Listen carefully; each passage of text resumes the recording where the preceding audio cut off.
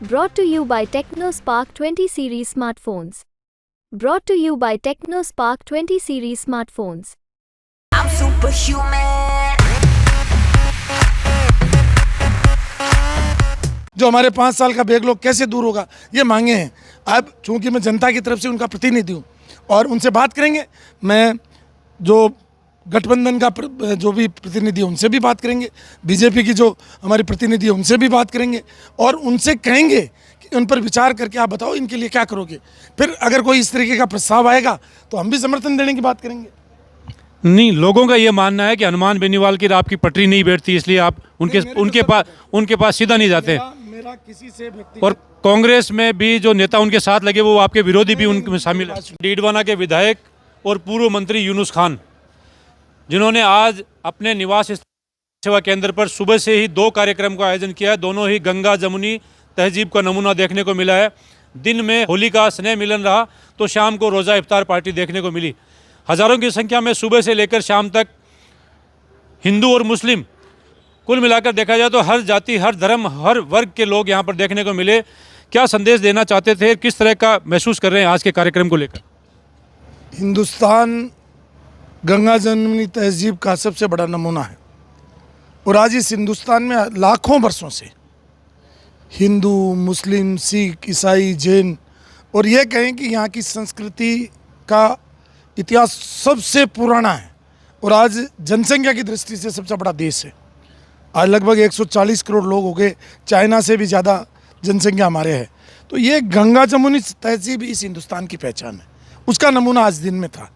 सुबह जो हमारा होली उल्लास का उत्सव है, हर्षोल्लास का उत्सव है, उसका होली मिलन स्नेह समारोह का कार्यक्रम हुआ। लोगों ने आज ब्रज की होली यहाँ पर खूब फूलों के साथ खेली और इन्जॉय किया और अब शाम को रोज़ा इफ्तार की दावत थी।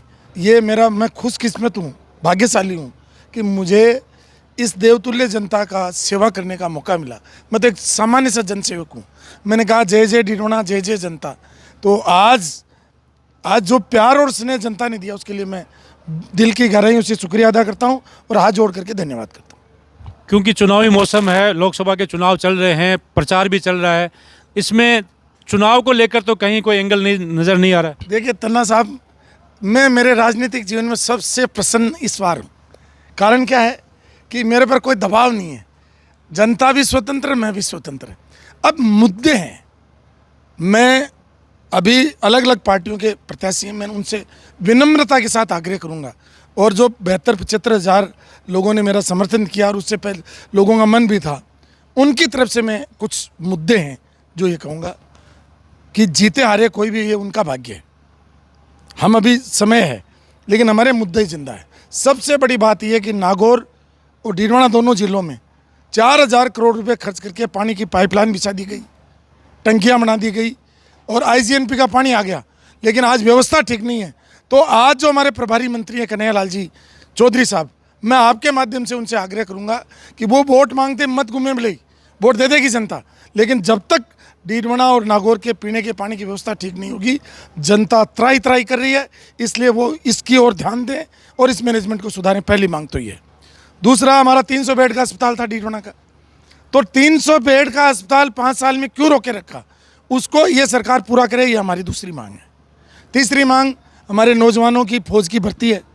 हम पहले वाली जो भर्ती का सिस्टम था उसको लागू करवाना चाहते हैं। चौथी बात, 20 साल में इस नागौर और डीडवाना में 1 इंच रेलवे लाइन नहीं बिछी, तो वो लाइन का जो सर्वे हो रखा है, रेलवे लाइन बिछे, यहाँ नई इंडस्ट्रीज़ लगे, युवाओं को रोज़गार मिले और हमारे जो बेल हैं, जो किसानों की आय का सबसे बड़ा स्रोत है, उस पर प्रतिबंध लगा हुआ है।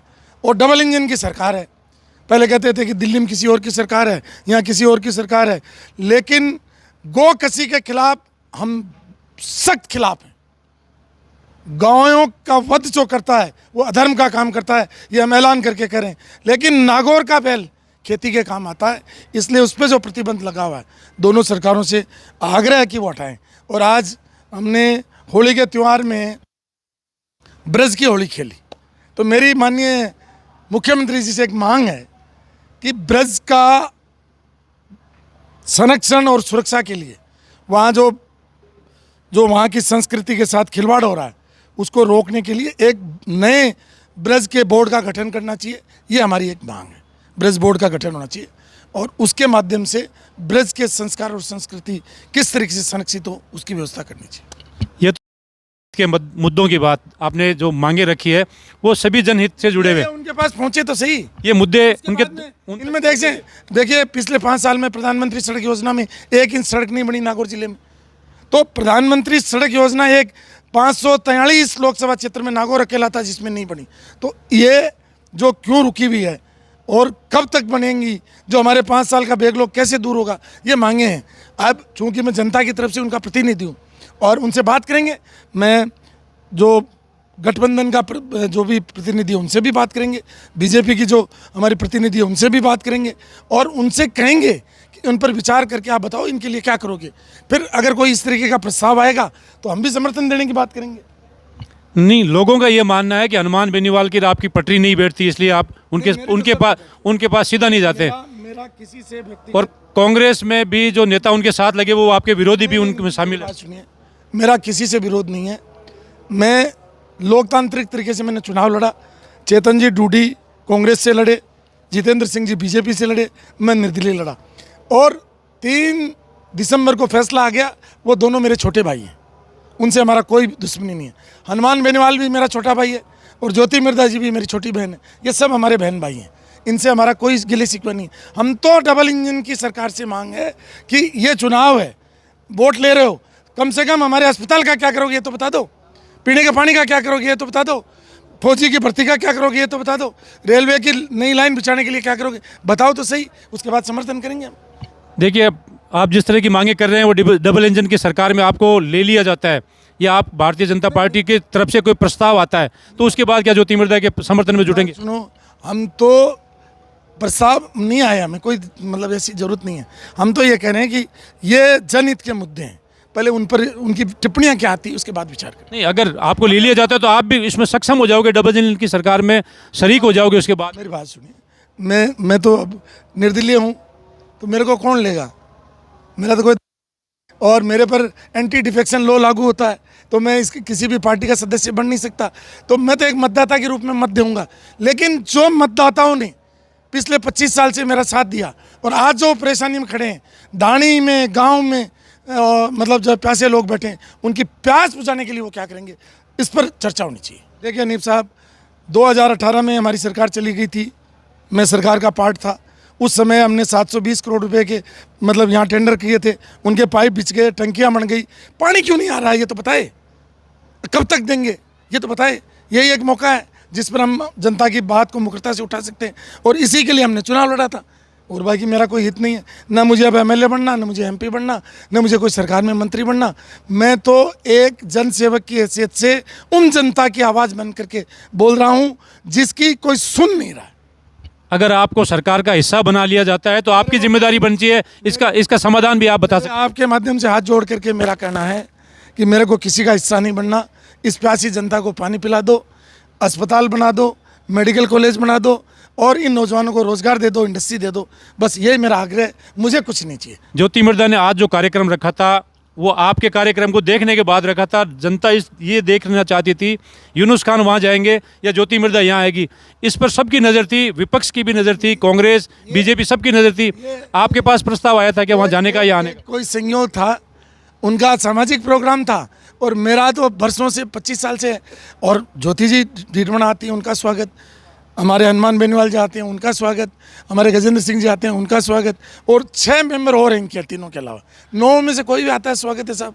चुनाव है, लोकतंत्र है, जनता जिसको समझेगी, उचित समझेगी, वोट देगी। मेरी तो यह हाथ जोड़ करके प्रार्थना है, आपको लोग बहुत देखते हैं, आपको बहुत सुनते हैं, आपके माध्यम से है कि पीने का पानी, चिकित्सा और मतलब ये जो मुद्दे मैंने उठाए हैं, इन मुद्दों पर वो ध्यान, फिर हम एक बार फिर बैठेंगे, क्या दिक्कत है, फिर करेंगे 20-25 हज़ार लोगों की दावत और फिर उसके बाद में कोई ऐसा प्रस्ताव आएगा तो समर्थन करेंगे, क्या दिक्कत है हमें। अंतिम सवाल पूछूंगा, आज जिस तरह से आपके यहाँ से कई कार्यकर्ता थे जो होली स्नेह मिलन में आए, उसके बाद ज्योति मिर्धा की रैली में भी गए, कई ऐसे लोग हैं जो हनुमान बेनीवाल के साथ भी नज़र आते हैं, लेकिन आपके सभी कार्यकर्ता जितने भी आपके वोटर हैं उनसे अलावा भी पूरे ज़िले में नागौर लोकसभा क्षेत्र का मुस्लिम तबका ये जानना चाहता है कि यूनुस खान का इशारा किसकी तरफ है? भाई मैं जब चुनाव लड़ रहा था तो बीजेपी के लोगों ने मुझे वोट दिया, कांग्रेस के लोगों ने भी वोट दिया, आरएलपी के लोगों ने भी वोट दिया, बसपा के लोगों ने भी वोट दिया और 36 कौम ने वोट दिया।